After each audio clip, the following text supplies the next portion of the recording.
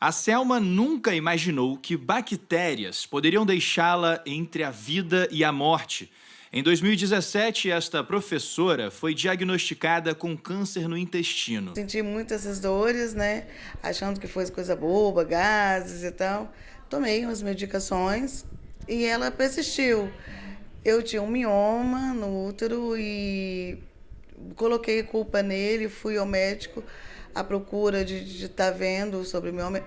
Inclusive eu operei, tirei o mioma.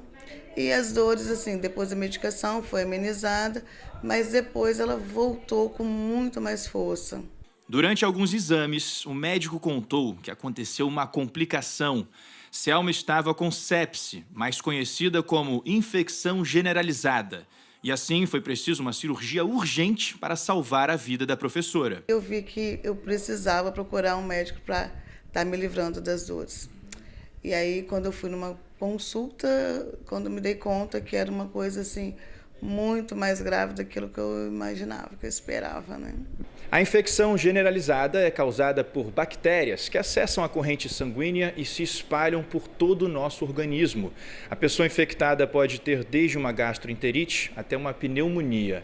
Uma média de 6 pessoas são internadas por dia em hospitais aqui do Espírito Santo com esse quadro. Somando os casos dos últimos 2 anos, 317 pessoas morreram com infecção generalizada. E isso tudo causado por seres tão minúsculos que a gente só consegue ver se olhar no microscópio. A microbiologista Clarice Arpini explica que as bactérias vivem nos seres humanos. A maioria é benéfica, mas algumas podem até matar. A do tipo Staphylococcus aureus, a mesma que vitimou o neto do ex-presidente Lula, pode estar na nossa pele e também no nariz, mas sem causar doenças. Dependendo da saúde da pessoa e da resistência dessas bactérias, uma brecha na pele, como uma ferida ou comer alimentos mal preparados, é suficiente para começar a infecção. Quase metade da população pode ser que seja portadora dessa bactéria, mas de uma maneira que não vai causar problema em nenhum momento da vida dela. Mas numa situação em que há uma queda de imunidade, falando especificamente da Staphylococcus, como por exemplo a queimadura, o uso prolongado de antibiótico, um machucado na pele, uma espinha que a pessoa vai espremer em vez de passar um medicamento, ela pode pegar e se proliferar, causando então uma doença. Pode ser desde uma infecção local, ali que vai se resolver rapidinho, com alguns dias, até levar a uma sepse, que é quando ela cai na corrente sanguínea e aí ela pode alcançar outros órgãos, inclusive o cérebro.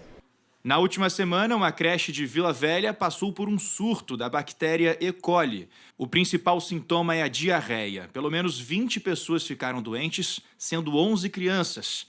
E um menino de 2 anos morreu devido às complicações. Apesar desse caso se tratar de uma forma mais agressiva da bactéria, algumas medidas de prevenção, como lavar as mãos, podem evitar o pior. Sempre hábitos de higiene.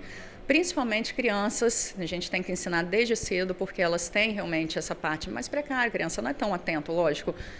Básico do básico do básico é lavar a mão. Isso, o procedimento mais básico que a gente pode ter é o ato de lavar a mão antes e após se alimentar, antes e após ir ao banheiro, porque às vezes sua mão pode estar contaminada e você pode estar carregando uma infecção, por exemplo, seu trato geniturinário, e após também para não estar transferindo para outros. E atentar sempre para a região interdigital e cantos de unha, que são as partes onde tem maior acúmulo de micro-organismos normalmente.